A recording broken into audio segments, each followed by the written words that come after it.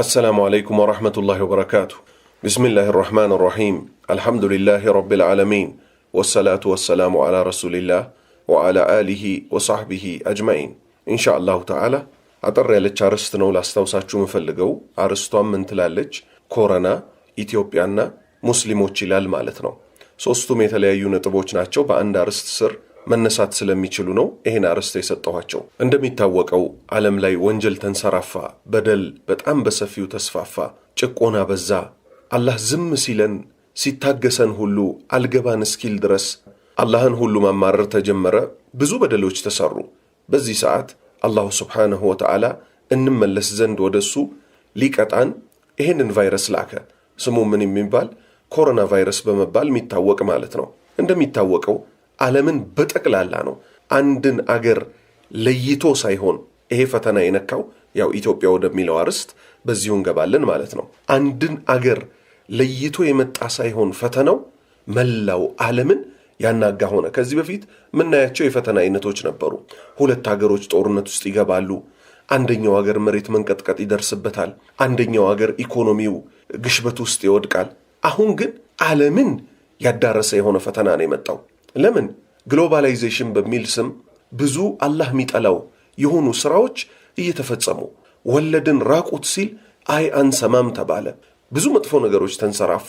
አላህም እስቲ ተመለሱ፣ እስቲ ይሄ ምክር ይሁናችሁ ምን አለ ራሱ? ወለነብሉወነኩም አለ፣ እንፈትናችኋለን እንሞክራችኋለን አለ። ቢሸይኢን በአንዳች ነገር ሚነል ኸውፍ ከፍርሃት አለ። ይሄው ዓለም ላይ ማን ነው ፍርሃት ላይ ያልወደቀ? አገራት ሀያልነን ሲሉ እንዳልነበር አሁን በጣም በሚገርም ሁኔታ ምን ሲባባሉ ነበር እነዚህ የሰለጠና አገራት ብለው ራሳቸው የሚጠሩት? እኛ እኮ በማይታይ ልዩ በሆነ ጀት ገብተን እዚህ አገር ላይ ገብተን ሰልልናቸው ወጣን። ማይታይ የሚለውን አስምሩበት። በድሮውን እኮ ካለንበት ሆነን የገሌን አገር እኮ የነዳጅ ማጣሪያ መታ ነው እንዲህ በጉራ አፍንጫቸው ላይ ደርሰው ነበር። የማይታይ አውሮፕላን፣ ባህር ሰርጓጅ መርከብ፣ ስንት ነገር ሲሰሩ የነበሩ ሰዎች፣ ስንት ጉራቸውን ሲነዙ የነበሩ ሰዎች፣ ሁሉን አሸናፊ ሀያል የሆነው አላህ ምን አላቸው? እስቲ እቺን ማትታይ በማይክሮስኮፕ ራሱ ግማሽ ሚሊዮን ወይ ሩብ ሚሊዮን አትልቃችሁ የምታዩዋትን ኮሮና የተባለችውን ቫይረስ እስቲ መልስ ስጡባት፣ እስቲ ታገሏት አለ። መልስ የለም፣ ጸጥ አሉ። በቃ ጾታ እንቀይራለን፣ ወንድን ወደ ሴት፣ ሴትን ወደ ወንድ ያለምንም ችግር እንቀይራለን። ነብስ ብቻ ነው የቀረን። የሴት ልጅን ድንግልና ዘላ ዝሙተኛም ትሁን ድንግልናዋን የፈለገች ጊዜ እንመልስላታለን በሕክምና እንዳላሉ ዛሬ ይሄው አይን ፍጥጥ የተባለው ደረጃ ላይ ደረሱ።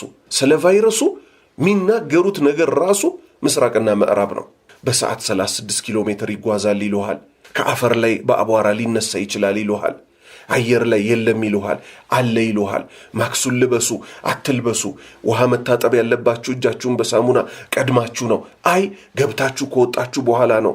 ግራ ግብት የተምታታ ነገር ውስጥ ወደቁ። ለምን? አመጽ ላይ ስለነበርን። እሱም ብንፈራውማ ስንቱን ነገር ያሳውቀን ነበር። አውሮፕላን መስራት ማን ያሳወቀን? እኛ እኮ አይደለንም። እሱ ነው እኮ ሀያል ጌታ አላህ። በመርከብ መጓዝን፣ መነገድን፣ ማዳቀልን፣ መብላትን፣ ቴክኖሎጂው ከየት መጣ? ሞባይልን ማን አሳወቀ? ኢንተርኔትን ማን አሳወቀ? የእውቀቶች ሁሉ ባለቤት የሆነው አልዓሊም፣ ሁሉን አዋቂ የሆነው አዛኙ አላህ ነበር። ነገር ግን ምን ውስጥ ተገባ? ወንጀል ውስጥ ተገባ፣ ታመጸ። ስለዚህ ስለ ኮሮና ይሄን ያህል ከተነጋገርን ወደ ሁለተኛው እንሻገር። ሰዎች ምን የሚሉ አሉ? ኢትዮጵያ ሀገራችንን አይነካትም የሚሉ አሉ። እነዚህ ሰዎች ግን ፈጣሪያቸውን የእውነት ያውቁታል? ፈተናው እኮ የመጣው በመላው ዓለም ላይ ነው። ይሄው ኢትዮጵያ ውስጥ ከ50 ሰው በላይ ተመዘገበ። ወይስ እነዚህ ሰዎች ኢትዮጵያዊ አይደሉም? ነካን እኮ ነው የሚባለው፣ አልነካንም አይባልም። ይልቁንም እንደ ሌሎች አገሮች ጉራችንን ከመንዛት የአሜሪካው ፕሬዚደንት ዶናልድ ትራምፕ ምን ነበር ያለው? ኢት ኢዝ አንደር ኮንትሮል ነበር ያለው። በቁጥጥር ስር ነው ነበር ያለው። ሳምንት አልሞላው ምን ሲል? ኢት ኢዝ አውት ኦፍ ኮንትሮል፣ ከቁጥጥር ውጭ ነው ሲል። ዛሬ እኛም ሲሉ ሰምታ ዶሮ ታንቃ ሞተች እንደሚባለው ምን ሲባል እየሰማን ነው? እንደ ማስታወቂያ ኮሮና ቫይረስን በመዋጋት እናሸንፍ የሚባል ደግሞ ማስታወቂያና መፈክር ተለቋል ማለት ነው። እስቲ ልብ እንበል ያላህ ባሪያዎች ሆይ፣ ማን ነው ኮሮናን ተዋግቶ ማሸነፍ የሚችለው?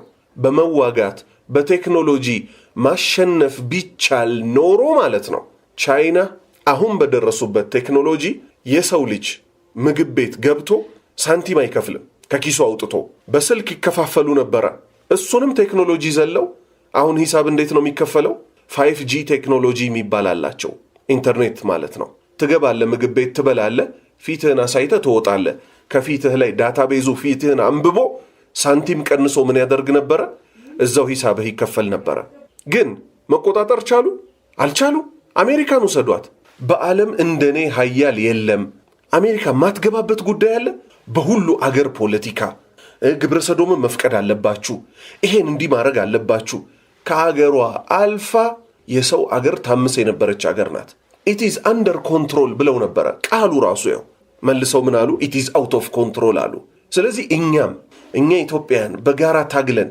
ኮሮናን እናሸንፍ በጋራ እንደፈለግን ብንታገል አናሸንፈው አሁን ሊሆን የሚገባው የመጀመሪያው ሰበብ ወደ አላህ መመለስ ነው አላህ ሆይ ማረን ቆይ ይሄን ቫይረስ አላህ እንደላከው አላመንም ማለት ነው እጅ አልሰጠንም በቃ እዚህ ጋር እንወያይ እስቲ መጀመሪያ እጅ ከሰጠን እሱ ነው የላከው ይሄን ቫይረስ ካል የላከው ብቻ ነው ሊያነሳው የሚችለው ሐታ መድኃኒት ይገኛል ከተባለ መድኃኒቱን ሰዎች እንዲሰሩት ሊፈቅድላቸው አእምሯቸው ሊከፍት የሚችለው ማን ብቻ ነው አላሁ ረቡል ዓለሚን ብቻ ነው የዓለማቱ ጌታ አላህ ብቻ ነው ስለዚህ የመጀመሪያ ሰበብ መሆን ያለበት እጅ መስጠት አንተ የላከው አንተ አንሳልን ማለት 2 ከወንጀል መራቅ 3 ንስሐ መግባት 4 ዋና ትልቁ ቁም ነገር ከምጽዋት ሁሉ ታላቁ ምጽዋት ማለት በችግር ዘመን የሚሰጥ ነው አንተ ለራስህ አሁን ችግሩ ቢብስስ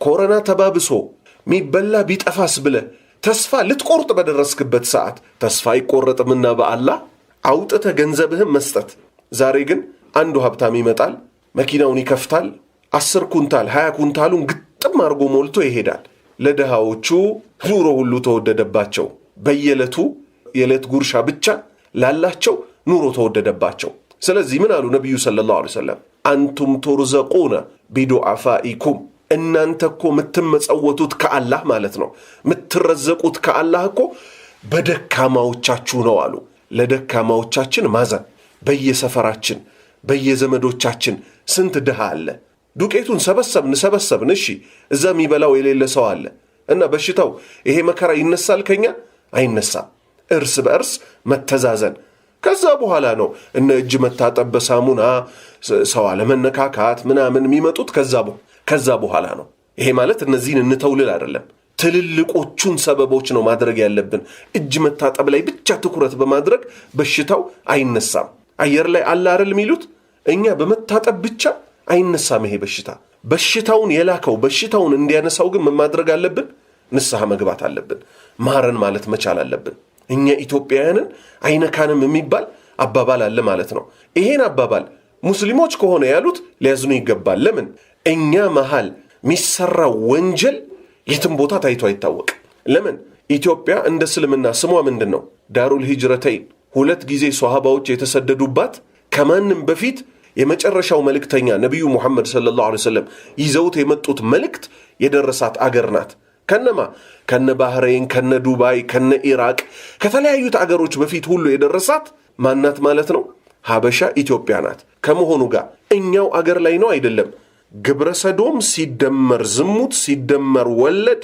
አሉ የሚባሉ ወንጀሎች ቢደመሩ እንኳን ሊደርሱበት የማይችሉት ታላቅ ወንጀል በአላህ ላይ ማጋራት የሚሰራው ለምሳሌ ምን የሚባል ክህደት እስቲ ላሰማችሁ የቦረናው ደግዬ እርዱኝ አባብዬ ይባላል ወሎ የዑለማ መፍለቂያ አገር ናት ይባላል ናት እንዴ ከሆነች ማለት ነው ይሄው የክህደት ንግግር የሚባለው ወሎ ውስጥ ነው የቦረናው ሸህ ሚሉት አለ የቦረናው ደግዬ ብለው ይጠሩታል አዛኙ እዘንልኝ ብለን አላህን እንደምንጠራው የቦረናው ደግዬ ይሉታል እርዱኝ ይሄው እርዳታ ተጠየቅ እርዳታ ከማን ብቻ ሊጠየቅ ሲገባው ሰላታችን ላይ በየቀኑ በትንሹ 17 ጊዜ ቃል እንጋባለን ከአላህ ጋር ምን ስንል ኢያከ ነዕቡዱ አንተን ብቻ እኮ ነው የምንገዛው አንተን ብቻ እኮ ነው የምናመልከው ወኢያከ ነስተዒን ባንተን ብቻ እንታገዛለን ነበር ያልነው በአንተ ብቻ እንታገዛለን እያልን እዚህ ሄደን ምን እያፈረስን ነው?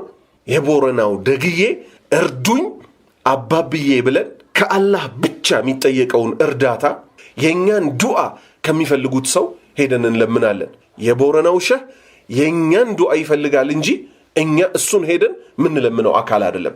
ይሄ እቺ ቃሏ እቺ ንግግር ማለት ናት ከግብረ ሰዶም ትብሳለች፣ ከዝሙት ትብሳለች፣ አሉ ከሚባሉ ምድራችን ላይ ካሉ ወንጀሎች ትብሳለች። ዛሬ ኢትዮጵያዊ ሆነው ምን የሚሉ ሰዎች አሉ? እና አሜሪካን ሀገር እኮ በራቆት ይካሄዳል እንዲህ አይነት ወንጀል ይላሉ። በራቆት ከመሄድና የቦረናው ደግዬ እርዱኝ አባብዬ ከማለት የቱ ይብሳል? የቱ ይብሳል? የቦረናው ደግዬ እርዱኝ አባብዬ የሚለው አቻ የሌለው ወንጀል ነው። ለቦረናው ሸህ አላህ እዘንለት ብለን እኛ በህይወት ያለን ሰዎች በህያው የሆነውን አላህን እንለምናለን እንጂ እሱን ከለመነው ታላቁ ክህደት ይሄ ነው። ታላቁ ክህደት ይሄ ነው። በመቀጠል እዚሁ ኢትዮጵያ ውስጥ ነው አይደለም አላህ እሳት ቢያዘንብ ኖሮ እሳት የሚያስዘንብ ወንጀል የተሰራው ምንም ይል ሶማሌና ኦሮሞ ወንድሞቻችን ተጣሉ። ሲጣሉ ገዳይ ሽጉጥ አቀባብሎ አላሁ አክበር ብሎ ተኮሰ። ሟች ላኢላሃ ኢላላህ እያለ ሞተ። እሺ ይሄስ ከሰማይ እሳት የሚያዘንብ ወንጀል ነው አይደለም? ላኢላሃ ኢላላህ ያለ ሰው ላኢላሃ ኢላላህ ያለን ሰው ሲገል ማለት ነው። እንቀጥል። አፋርና ሶማሌ ይሄው አሁንም ድረስ በተገናኙበት ሁሉ ይገዳደላሉ። ይሄስ ታላቅ ወንጀል ነው አይደለም? ኢትዮጵያ መጥፋት ቢኖርባት ያጠፋት ነበር አይደለም? ነገር ግን ከዓለም ራስን ለይቶ እኛን አይነካንም አይባልም በጭራሽ። መባል ያለበት ምንድን ነው? እኛ መሃልም ከባባድ የሆኑ ወንጀሎች ይሰራሉና ምን እናደርግ? ከዚህ ወንጀላችን እንውጣ። ዛሬ ድረስ እኮ በዚህ በጭንቅ ሰዓት ይሄ ቫይረስ አየር ላይ አለ ያገኘውን ሁሉ ይጨርሳል እየተባለ ባለበት ሰዓት እንኳን አብሬት መሄድ አለብን፣ ቃጥባሬ መሄድ አለብን፣ ቦረና መሄድ አለብን እያሉ መዓት የሚያመጡ ሰዎች አሉ። አብሬት ከሄድክ በእስልምናህ ላይ ምን አድርገሃል? ተጫውተሃል። መስጊድ ገብተህ ያውም አሁን መስጊድ በዚህ በበሽታው ምክንያት ተዘግቷል። ካለህበት ሆነ ያ አላህ አንተ ሁሉን አድራጊ አምላኬ ሆይ ለእኔ ከእናት ከአባቴ በላይ የምታዝንልኝ ይሄን የመጣ ፈተና አንሳ ብቻ ተብሎ በብቸኝነት ነው የሚለመነው። አብሬት ሆይ ይሄን አርጉልኝ፣ ቃጥባሬ ሆይ ይሄን አርጉልኝ፣ አልከሶ ሆይ ይሄን አርጉልኝ፣ የቦረናው ሆይ እርዱኝ፣ አሊ ጎንደር ሆይ ከጭንቅ አውጣን የመሳሰለውን ካልክ ከእስልምና ምንም ድርሻ የለህም። ይሄ እነ አሜሪካ ከሚሰሩት ወንጀል ጋር ጭራሽ የሚወዳደርም አይደለም። የእነ አሜሪካ ወንጀል ቀላል ነው። ከወንጀሎች ሁሉ በላይ አቻ የሌለው ወንጀል ማለት የትኛው ነው? በአላህ ላይ ማጋራት ነው። እና አሜሪካ እኮ የነቢዩ ሰለላሁ ዐለይሂ ወሰለም ወህይ እኮ እንደ ኢትዮጵያ እኮ ከማንም በፊት ቀድሞ አልደረሳቸው። ነገር ግን የሚሰሩትን በደልም አንክድም። የፈለገ ነገር ቢሆን ግን ማለት ነው እኛ መሃል እየተሰራ ያለውን በደል ዝም ብለን እኛን አይነካንም ብለን ደረታችንን ነፍተን ልናወራ አይገባንም። ይሄው እየተያዘ እኮ ነው የኢትዮጵያ ሕዝብ ማለት ነው። ስለዚህ ሃይማኖት አለበት የሚባል አገር ከሆነ ሚዲያዎቹ በጣም አትጨነቁ እያሉ በዘፈን ክርስትና ሃይማኖትም እርም ነገር መሆኑን ይናገራል። በእኛም በሃይማኖታችን ክልክል ነው። ዘፈን እየከፈቱ ቀኑ ሙሉ ልባችንን ማድረቅ ሳይሆን አላህን እንድንፈራ ፈጣሪ ሊያስታውሱን ነው የሚገባው። አንድ ኃያል አምላክ እሱ ብቻ ነው ይሄን ችግር ሊያነሳ የሚችለው ማለት ነው። በሶስተኛ ነጥብ ሙስሊሞችን አልነካም የሚል ደግሞ የሚባል ወሬ አለ። በመስጂድ ላይ ቆመው ሰዎች ምን ይላሉ? ቻይና ሙስሊሞችን ትበድል ነበር። አዎ ይሄ ማንም አይክደው፣ ሙስሊሞችን ትበድላለች። እነሱ ኮሚኒዝም ስለሆነ የሚያምኑት ኮሚኒዝም የሚባል ይሄ ደርግ የሚያምነው የነበረ ሃይማኖት የለም የሚባል አስተሳሰብ ነበራቸው። ሙስሊሞችን በጣም ቢጨቁኑም ሃይማኖት የሚባል ነገር ግን የሚያስብን አካል ጠቅላላም ይጨቁናሉ። ከዛ ምን የሚሉ ሰዎች አሉ? መስጂድ ላይ ቆመው ማለት ነው ቻይናውያን ሙስሊሞችን ይበድሉ ስለነበረ ይሄው እነሱ ተያዙት ይሄን በሽታ አለ። ቻይና ውስጥ አንድም ሙስሊም በበሽታው አልተያዘም ብለው ይዋሻሉ። አረ በእስልምና ውሸት ሐራም ነው።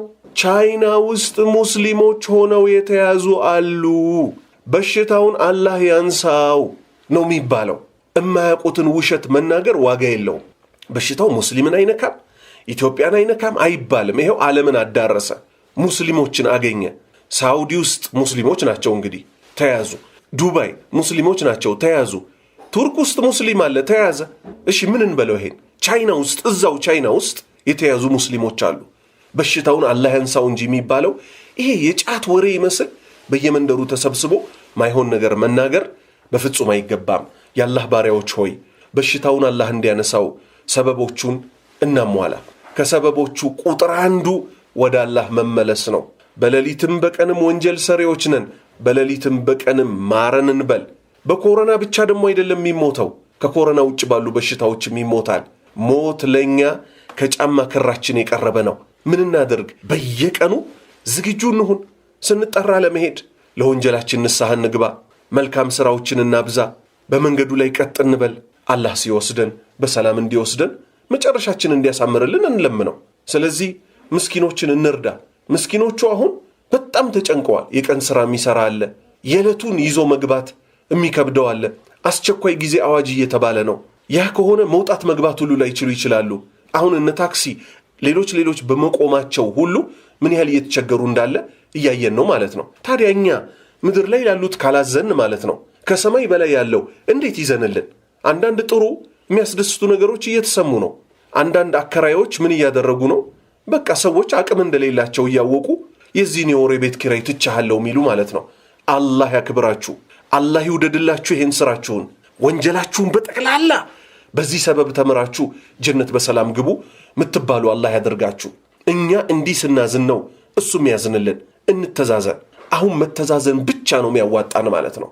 ይሄው ብር ተሰበሰበ አይደል? ነዳጅ ጠፋ፣ ለምሳሌ ቤንዚል ማለት ነው። አሁን በዚህ ሰዓት መኪና ልግዛ ብሎ የሚያስብ ሰው አለ? የለም። ነዳጁ ከየት ይመጣል? ሌላ በጣም ልንጠነቀቅ የሚገባው ነጥብ ተስፋ እንዳንቆርጥ። አላህ ሲፈልግ ማለት ነው ተነስ ካለው ይነሳል። ሰራዊቱ የሱ ነው። አንበጣን ይልካል። እኛ ልመለስ ስንል ተስማምተን እህሉን አልበላ ስንል አማራ፣ ኦሮሞ ምናምን እያልን በዘር ስንወጋጋ ለኛ የበቀለውን እህል ባንበጣ ያስበለዋል ቢፈልግ። በቃ ሲል ደግሞ ምን ያደርገዋል? ብድግ አድርጎ ያነሳዋል። ተመለስ ይለዋል። በቃ ተመለስ እንጂ ሽጉጥ ስለተተኮሰበት ምናምን አይደለም አንበጣ የሚሄደው። በነገራችን ላይ ዱንያዊ ሰበብ ቢሆንም አላህ ሲፈልግ ነው የሚያነሳው። ስለዚህ አላህ ባሪያዎች ሆይ ተስፋችንን በአላህ ላይ እናደርግ። እኛ ኢትዮጵያውያን እንመክተዋለን። በጋራ ሆነን እንደምንም ብናደርግ ልንመክተው አንችልም እሱ ካላነሳልን በቀር። ትራምፕ ተቆጣጥረነዋል እንዳለው እኛም በአቅማችን ሲሉ ሰምታ አንሁን። እኛ ኃይል የለንም፣ ጥበብ የለንም። ኃይልም ጥበብም የአላህ ናቸው። ተንበርክከን በግንባራችን ተደፍተን ከአንተ ውጭ ማናለን፣ አንተው አንሳልን ልንል ብቻ ነው የሚገባው። ስለዚህ ይሄን በሽታ ያንሳልን ስንል አገራችንን ብቻ መርጠን ከኢትዮጵያ አንሳው አይደለም ምንለው። በዓለም ላይ ስንት ያላህ ፍጡሮች አሉ። ወደሱ የምንመለስ እንዲያደርገን፣ ወንጀል እንድንተው እንዲያደርገን፣ ልባችንን እንዲያጥብልን፣ ውስጥ ላያችንን እንዲያሳምርልን እሱን እየለመን ምን እናደርግ ማለት ነው። ከዓለም ላይ አላህ በሽታውን ያንሳ፣ መጨረሻችንን ያሳምርልን። ሁሉንም ህዝብ አላህ የሱን ብቸኝነት ተመላኪነት የሚቀበል እስልምናን የሚቀበል አላህ ያደርገው እያልን ዱዓ እናድርግ ማለት ነው። የዛሬ ትምህርቴን በዚህ ጨርሻለሁ። ወሰለላሁ ዐላ ነቢይና ሙሐመድ ወዐላ አሊሂ ወሰሕቢሂ አጅመዒን። ሱብሓነከ አላሁመ ረበና ወቢሐምዲክ አሽሀዱ አን ላ ኢላሃ ኢላ አንት